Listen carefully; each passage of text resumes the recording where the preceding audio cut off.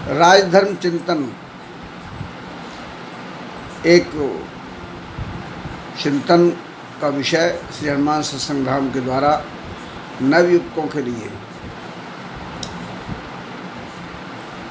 आप सबका स्वागत है। राजनीति के लिए सबसे प्रमुख बात है कि आपके अंदर राष्ट्रीय भावना हो, समाज सेवा की भावना हो। यह ज़रूरी है कि इसमें त्याग की आवश्यकता रहती है, सहनशीलता और अनेक ऐसे सद्गुण हैं जो एक संत और महात्मा में पाए जाते हैं।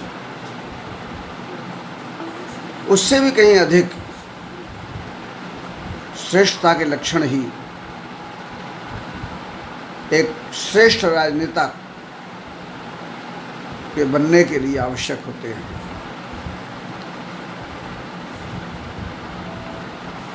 एक पार्टी एक समूह में होने के बाद भी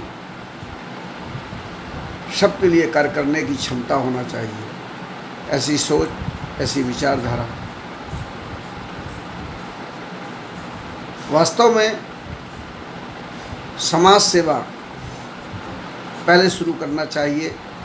आजकल की पीढ़ी चुनाव लड़ने के लिए प्रारंभ से ही मन बना लेती है,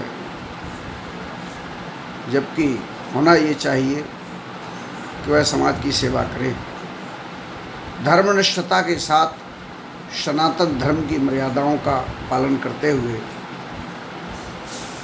अपने निजी जीवन को इस पथ पर आगे बढ़ाना चाहिए। आप लोग यहाँ इसीलिए उपस्थित हैं कि हम आपको कुछ मार्गदर्शन करें।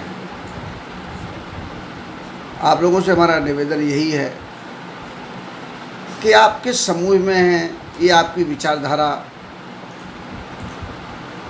पर आधारित है, क्योंकि सबके विचारों का परिवर्तन अलग अलग होता है और मानव जीवन में विचार उसके पूर्व जन्म के संस्कारों के आधार पर उसको प्राप्त संस्कृति और सभ्यता और परिवार की पृष्ठभूमि तथा संगति भी इसके लिए जिम्मेदार होती है, लेकिन स्वभाव तो उसके पूर्व जन्म का ही होता है। इसलिए विचारगत अवस्था के आधार पर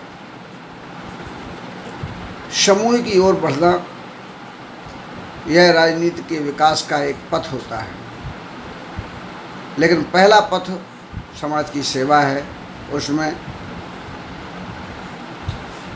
सेवा भाव से जब व्यक्ति का जीवन आगे बढ़ता है तो वह पहले ही एक सन्यासी बन जाता है।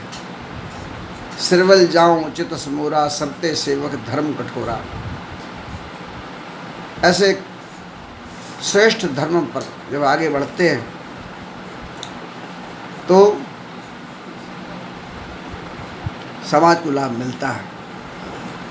तब समाज का उस व्यक्ति के प्रति एक अच्छा नज़रिया तैयार हो जाता है, एक अपनापन लगने लगता है। सामाजिक एकता, राष्ट्रीय एकता की भावना पैदा होती है और वास्तव में वह व्यक्ति व्यक्तियों का एक साथी बन जाता है और तब राष्ट्रीय एकता और अखंडता का एक इकाई बनकर एक सच्चा सेवा साधक बनता है। अर्थात अपनी सेवा का फिर उत्तरदायित्व मानकर कार्य करते रहना चाहिए और जब जो समूह है आपकी विचारधारा के अनुसार आपको अवसर प्रदान करे तब पार्टी ज्वाइन करना चाहिए। उसके पहले पार्टी ज्वाइन करने की जो परंपरा है वह तो केवल उनको फ़ायदे देने के लिए है